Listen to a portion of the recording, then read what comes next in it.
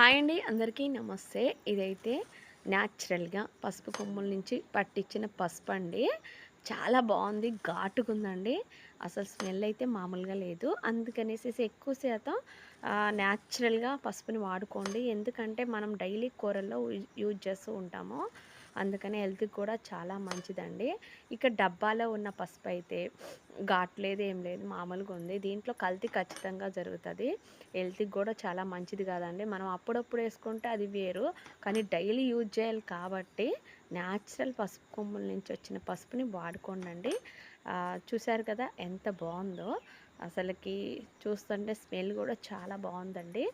అయితే మొత్తానికైతే ఒక అరకిలో దాకా నేను పసుపు కొమ్ములు తీసుకొని పట్టించాను. చాలా చాలా బాగా మరింతే వచ్చింది. చాలా బాగుంది పసుపు కూడా. అందుకనేసేసి ఈ వీడియోని షేర్ చేస్తున్నాను. మరో వీడియోలో మళ్ళీ కలుద్దాము. ఎక్కువ శాతం పసుపు కొమ్ముల నుంచి వచ్చిన పసుపుని వాడుకోండి. మరో వీడియోలో మళ్ళీ కలుద్దాం.